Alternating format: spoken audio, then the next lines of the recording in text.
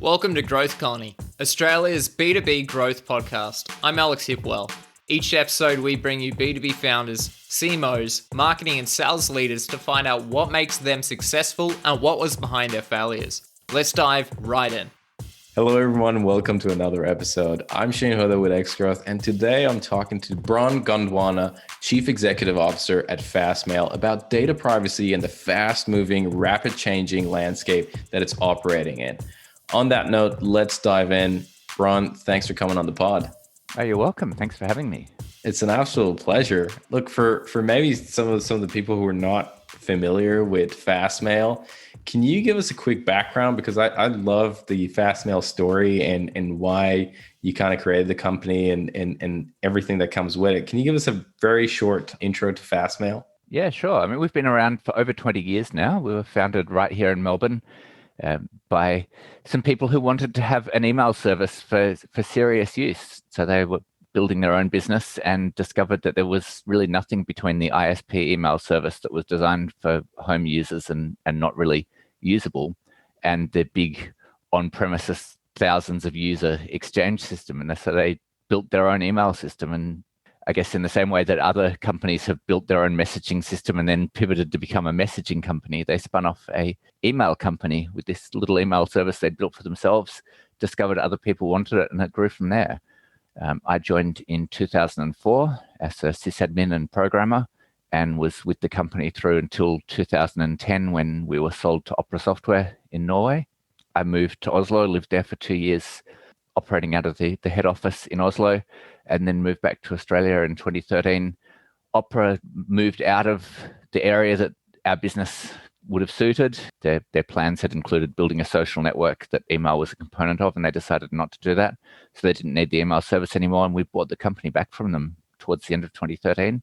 In 2015, we then purchased another email company who are even slightly older than us, Pobox and Listbox, which were based in Philadelphia. So we now joined them together, and the larger Fastmail company is headquartered in Melbourne, but also has quite a large Philadelphia presence. I love it. And Fastmail has a very strong focus on privacy. Is that correct? It's kind of something that's grown with us. We've always had values that included privacy, and we moved towards only selling a paid service. We had a free trial and then a free only service that was going to be advertising supported in our early days. And looking at just the kind of advertisements that came in and the business model around that, people were not upgrading to paid users. And email, of course, is an area where you get abuse as well. It just wasn't worth having the free service. And we discovered that the people who were coming to us were looking for privacy, and that fit well with what we wanted to do. And so that's what we've become. But privacy has never been our number one, privacy at all costs focus. Privacy is important to people, and it's important to us that they have that. But it's also important that they have a good service and that lets them get their work done, lets them get on with their day. So we didn't want to be, it's so private that it's wrapped in concrete and in a bunker at the bottom of the ocean with no network or power, which is your ultimate private data, right? But you can't use that. You need it to be both private and usable. Yeah, got it. I mean, that's one of the reasons I was super excited to talk to you about, because it is a fine balance between usability and privacy. And some companies rely more on the privacy and some others more on usability / some of the other things. So that, and that was particularly why I wanted to touch on privacy and talk about that. And the first thing that I wanted to ask you was if you could maybe give us a bit of a picture about the kind of paint us a picture about how privacy laws have evolved over time. Sure. Well, I mean, the big name that I think everyone knows is the GDPR, which is the European data privacy law that came through a couple of years ago. There's also the California Consumer Privacy Act in the US, which has come through. Brazil is in the process of adding a similar law. And so that's one area in which privacy has been evolving a lot. But privacy laws have been playing catch up to changing technology because the technology is moving faster than lawyers can follow up. I guess to talk about that a bit more, 200 years ago, you could have a conversation inside the four walls of your own house, and you'd be pretty certain that the only people who could hear you were either the people you could see around you or people who are quite physically nearby, with the risks of being caught that come from snooping outside someone's window. These days, the walls really do have ears. Your pocket, your stereo, your TV is probably listening to you and sending you words off to who knows where to be stored for who knows how long, either by an attacker who's hacked into them or by whoever sold you that equipment and has added that capability with or without your knowledge. So you don't know where anything you do or say is being stored or for how long. So privacy laws are scrambling to deal with that. There's wormholes all through space and time, and what you do can be observed anywhere in the world at any time now or in the future in high fidelity. So that is a big challenge for the laws, is that they have to deal with the fact that there's these little wormholes through space and time. That's a great way to start this conversation. Okay, what do you and what about Australia? To paint us a little bit of a picture about what's happening in Australia when it comes to privacy. Another story, I guess. I lived in Norway for a couple of years with Opera, and over there I had a person number. So there was a number, every person gets assigned a number, and that number is used everywhere to identify you.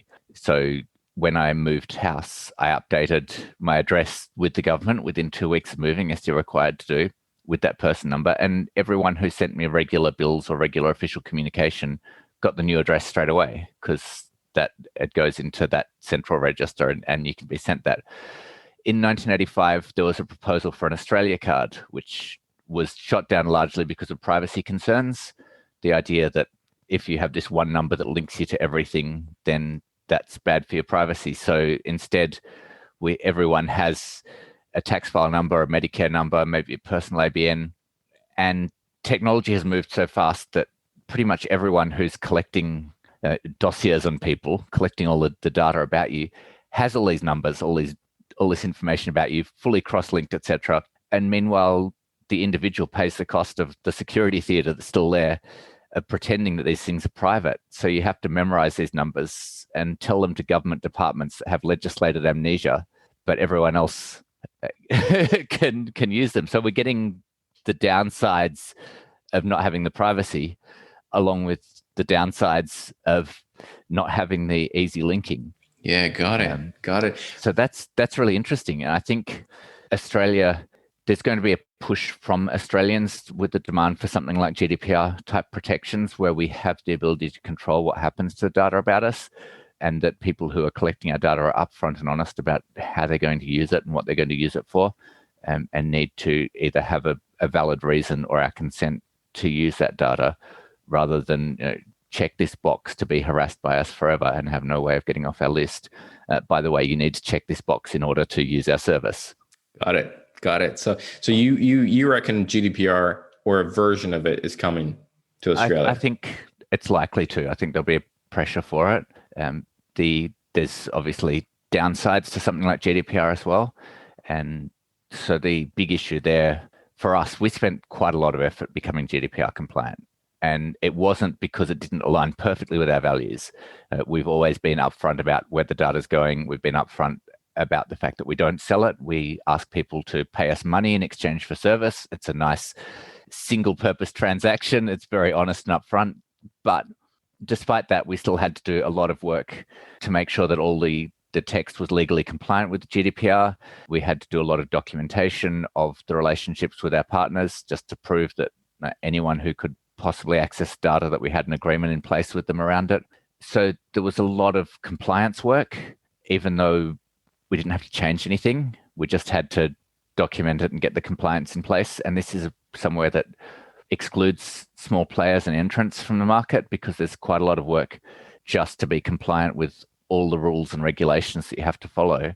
On the flip side, you don't want some fly-by-night coming together and slapping everything in an open database on the internet that someone can download an Excel spreadsheet from an open Dropbox or S3 bucket, and there's all the data, like really quite private data about people out in public. So siphon it out. It's tricky both ways, and the idea of treating data more like toxic waste rather than gold, I think, is a good way of looking at it. If you really, that's an interesting way. Yeah. If you're collecting data about people, you need to treat it as a risk rather than just as a golden egg that you can go back and mine later. If you are the source of a leak of a bunch of information about people, then you're doing real harm. So having legislation that captures the fact that you're working with toxic waste and that it could leak. So you'd better make sure you have sufficient protections to stop it leaking. What do you think that means for marketers? So, like, from our perspective, what we're seeing for marketing is that people ask about the protections we have in place. And for marketers, it's a lot about making sure that you collect data and you tell people what you're going to use it for. People don't want to be followed around the internet. I think there's a recent story where a developer spun up an Ubuntu image in a cloud service just to check some Linux tools. He wanted to run some Linux tools in this cloud environment to see where things were connected to and how it all worked. And the cloud service then let Ubuntu know that one of their images had been spun up by this person. And a sales rep from Ubuntu tracked down that person by searching their name, discovered their email address, and contacted them out of the blue, offering to be their rep and to sell them the service. And like, that's really creepy. So I think that for marketers, seeing that people are becoming more aware of the fact that their data is getting mixed and diced up like a meat patty or something, bits of 1,000 cows all in this one patty. If you get data from 1,000 different sources all together, and people are getting a contact that uses information that they didn't know was out there about them and that they didn't want known about them necessarily. So marketers need to appear genuine and appear to have earned the right to speak to you. Your inbox, it's not a right to have access to people's inbox. It's kind of something you're granted. A privilege. And so, yeah, it is a privilege, and to treat it with care. Yeah, because I don't think that, especially maybe not, we have the anti-spam legislation in Australia, but it's not really driven home of what that means for organizations, especially in Australia. I think things definitely are changing in Europe. I know definitely things are changing in California, but I think we're still at the beginning of the journey here in Australia compared to a lot of other places, and you still see a lot of marketing people in the marketing and sales using data quite loosely and pretty relaxed. And there's some tragedy, the common stuff here, that if you write down your name and your phone number when you go into a cafe because you want to be on their COVID tracking information, you don't then want to start getting random texts advertising stuff to that phone number. We know that you travel to this area frequently because you've shown up on COVID tracking lists there. That will scare people off providing their data. So knowing what the data is being provided for and what it will be used for gives people more trust in being willing to provide it.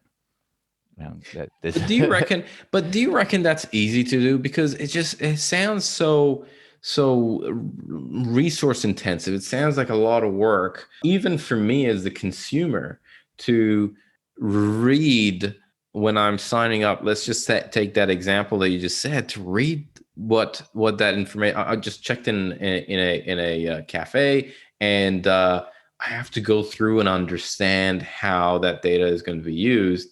I mean, in a lot of situations, it's like the terms and conditions of Google and Apple, where you're just like, yep, sure thing, man. I'll just take this off and give me that next button. I'm going next. Well, you've got no choice either. Often in order to get on with your life, you need to accept the terms and conditions for something because it's blocking you from doing something you need to do. If I bought an Android phone, I'm going to have to agree to a bunch of terms and conditions from Google, or I have a brick that cost me $1,000. It's not even very good as a brick. So, yeah, where do marketers go wrong when it comes to privacy and data? I think the biggest thing is collecting things under false pretenses, which like that COVID thing was a fine example there. Yeah, right. And coming across as like stalkers. I have, a few years ago, my wife was interested in a particular model of bra and came and mentioned it to me. And so I was sitting at my computer and I typed it into Google to have a look and see what it was. and we chatted about it. For the next couple of months while I'm sitting at work, every time I went to a website that was linked into any advertising networks, I'd have images of scantily clad women appearing on my screen. It's totally unprofessional. People exist in different contexts throughout their day. And so treating people as if they're in the same context at all times and following them around. I love it. The other great example there is, we see you've purchased a dishwasher. Let me advertise dishwashers to you for the next 6 months. Like, I've got a dishwasher now. I don't need another one. One is what I need, and I bought it. But so using data sets like that, where it's a data set that's kind of extracted, this person has shown some interest in that, so let's bombard them with that at all times and with no appreciation for the context they're in at the time. Yeah, I think you're right. I think that is I think those are gonna be pieces where somebody would see something and then they would go back to that company and say, I want to see all the data that you have on me, and then try to track that back to the company. And I feel like a lot of organizations just rely on the fact that it's a long process and betting on the thing that the people are not going to follow up. People are not going to ask about it because it's too hard. Well, you can't. I can't spend my life chasing up every company that's ever got my phone number from anywhere. I get the occasional cold call trying to sell me on financial property purchases or whatever, or the fake calls. This is the Australian Taxation Office.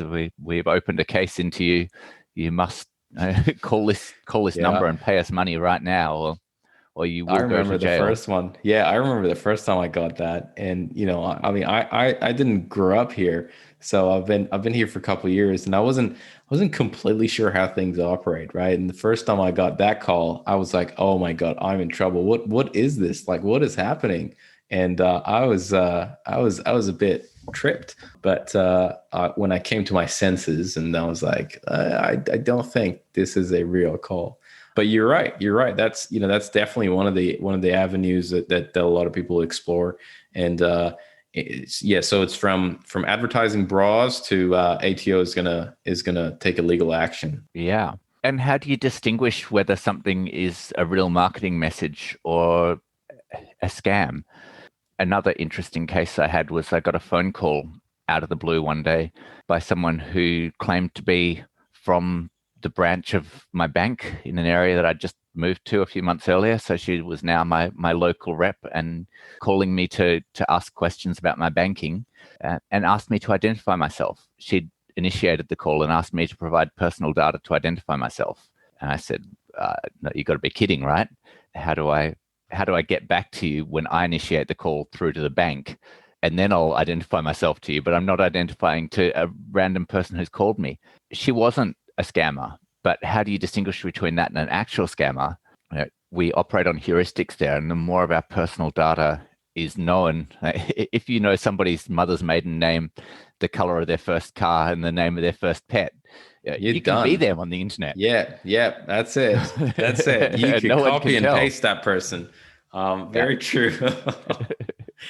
Yeah, that's it's crazy. Some of these practices. I've been in that situation before, and I had a long conversation. I'm not providing you any details. You can tell me what you want. You're not getting any details. And their response is they're also going off a script. And they're like, I can't move forward if you don't provide me. Well, I'm like, well, you called me, and if you can't, you got to go back and find another way. Yeah. I mean, she wound up identifying herself by sending me a message through their secure net banking system, which that's fine. I trust that. You got further than I did in that conversation. I did not get that far. Tell me a little bit about some of the. Because I feel you are more aware of what is happening in the privacy space than the average person. What are some of the stories that you come across when it comes to privacy that maybe we don't come across in our normal life? I mean, honestly, I don't see much of that in our company because Fastmail doesn't sell data to customers. So the stories I hear are the same stories in the tech press that everyone else hears or can see. We get people occasionally surprised that we can see their data. Like our senior sysadmins and operations people can access the data for their email on our servers, because we need to be able to fix problems.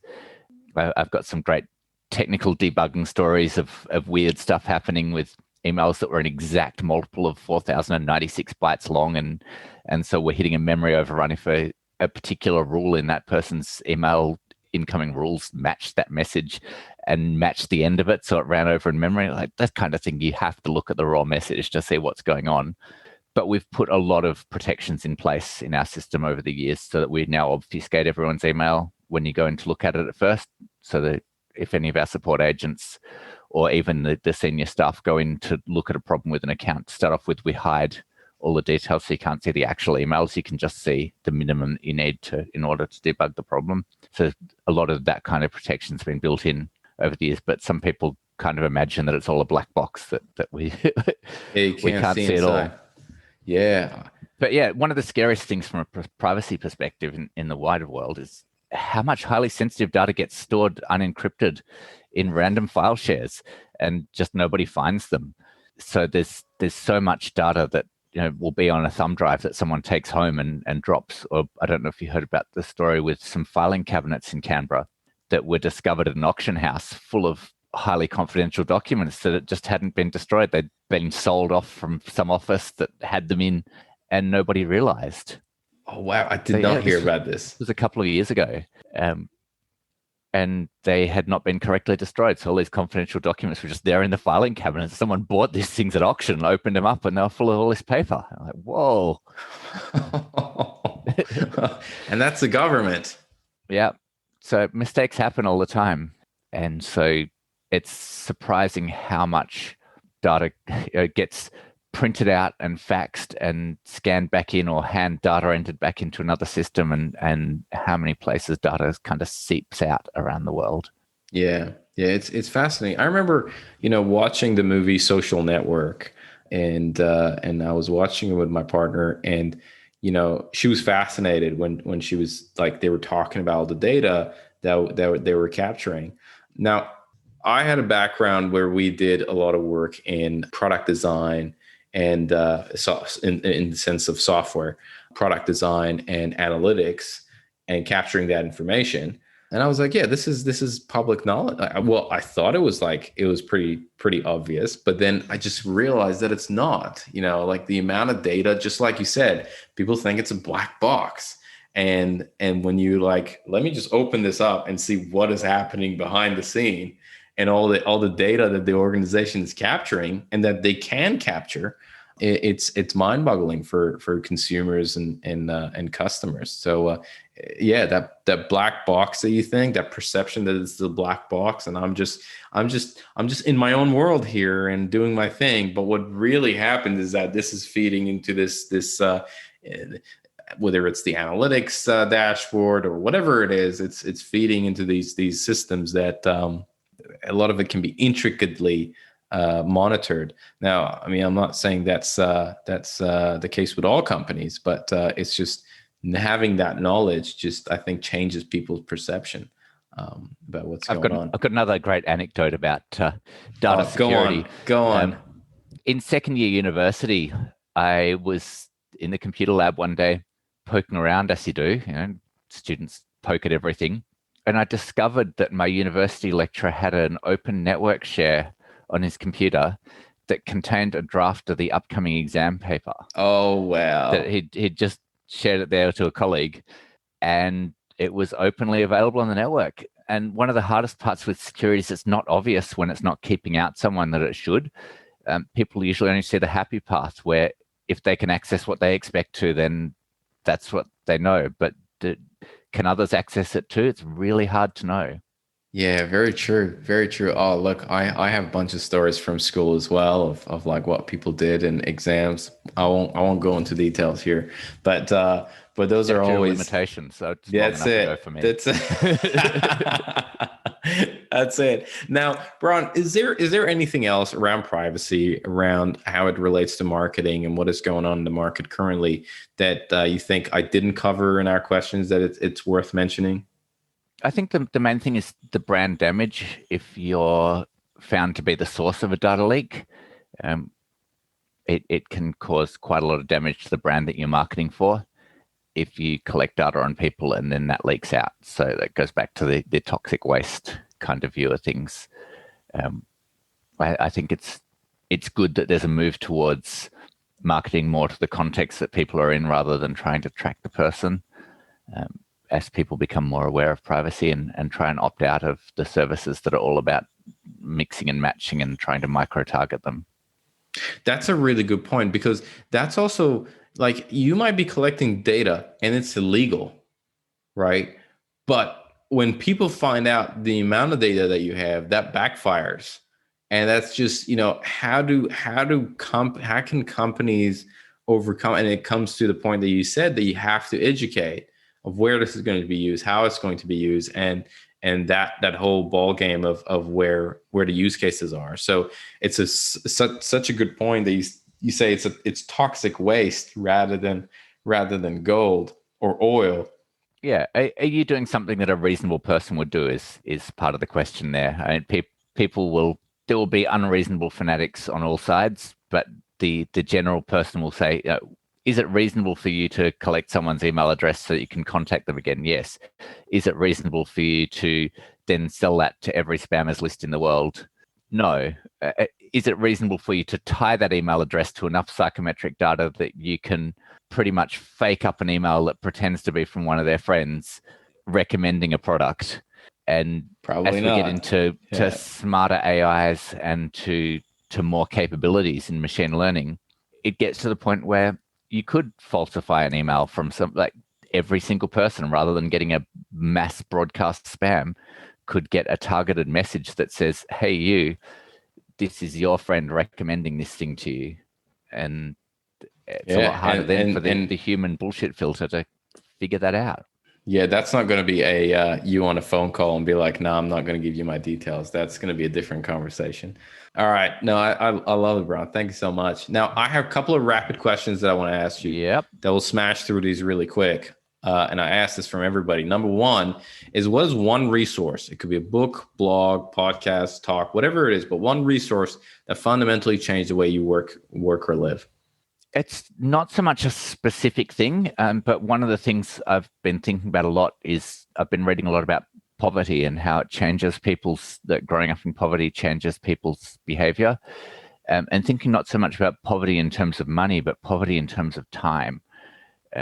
I grew up without much money, but wasn't massively stressed about it. But I see I'm only circulated amongst people in the Western Australian world who are financially doing okay.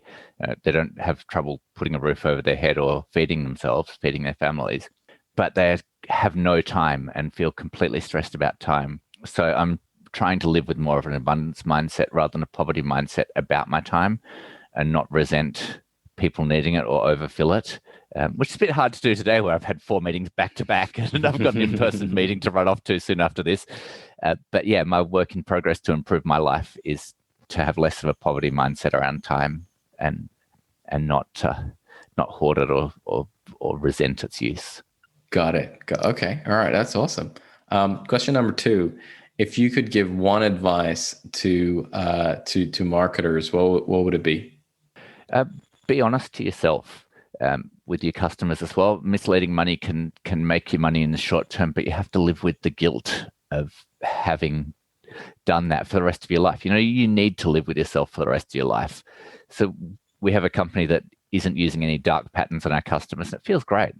So my advice would be, don't discount your future self when you're wondering how far you can flex your morals and still sleep at night, because you will be looking back over this for the rest of your life. The rest of your life. That's a long, long time. All right. Question number 3: what are the influencers that you follow in whether it's in the marketing space or some of the influencers that you follow? I'm sure the correct answer here is the Growth Colony podcast, right? Oh, that's right. You got it. You got it. Yeah, I don't super particularly follow influencers. I appeared on the Use Fathom podcast last year. I'm very happy to give a shout out to them. They're navigating similar challenges of marketing and growth while respecting people's privacy. I have a lot of respect for what DuckDuckGo is doing. They market themselves through privacy, but they know it's not just enough to be private. You need to have that good user experience. people are trying to get something done in their life. And so the servicer tool needs to let them achieve their goals, and ideally in a way that makes their day pleasant. Yeah, very true. Very true. Last thing that I have is, what is kind of exciting you? What excites you right now about all the things that you're doing, and you get kind of pumped in the morning? Yeah, I'm going to contradict myself a little bit about the overly connected world comments, but the fact that you can sell to the entire world. Fastmail has more than 100 customers each in over 100 countries, it's just crazy. Thankfully, we bill everyone in US dollars, so it simplifies the pricing a fair bit. And tax compliance is a ton of work. But yeah, I'm really excited about our newest product, Topic Box, which is designed for the business space. I talk about email being your electronic memory. It's something it doesn't change. Your emails come to you and they're exactly the same. So unlike a website where you can go back a week later and it's different than what you read, and kind of feel a bit gaslit that you see, that's not what I remember reading. The world's changed underneath me. Email doesn't change, and it's your memory forever. Topic Box is that for organizations. So it's around maintaining an email history that's not just in someone's inbox. It's in a shared space with really good search and really good discoverability. So when you add a new member to your team, they don't need to ask around to find all the facts. It's all there. Email contains a lot of useful information for the organization. So I'm really excited about surfacing that and about building more that allows people to get more out of the email they already have, the data that they're already collecting. And it's all focused on making things better for that individual and wasting less of their time. A lot of websites try and keep your eyeballs there for as long as possible. So you look at the metrics that a lot of websites use to see whether they're serving their customers well. And it's about how long are their eyeballs looking at our site? How much are they interacting with us? Our goal's the opposite. We want people to spend the least amount of time they need to doing their email. So they're getting a lot of value out of it, but they're not having to invest a lot of time just to use it. Yeah, decrease the dwell time. I love that. And that's, oh my God. I mean, a lot of these platforms just suck your time, and before you know it, it's completely disappeared. I love that mantra and ethos. Well, Bron, thank you so much. I really enjoyed this conversation, and thanks for your time, for coming on the podcast. You're welcome. It's been excellent. Thank you for inviting me. Absolute pleasure. See you later. Hey, it's Alex again from X Growth. Thanks so much for joining us on this episode. If you enjoyed it, we'd love it if you take a moment to rate us on Apple Podcasts. It would really help get the word out to other B2B professionals. If you're hungry for more B2B content, make sure to join our Slack channel at growthcolony.org/Slack, where we share the latest B2B news, tactics, tips, and chat about problems we're facing in the B2B space and find solutions together. That's growthcolony.org/Slack. Thanks for tuning in. We'll catch you in the next episode.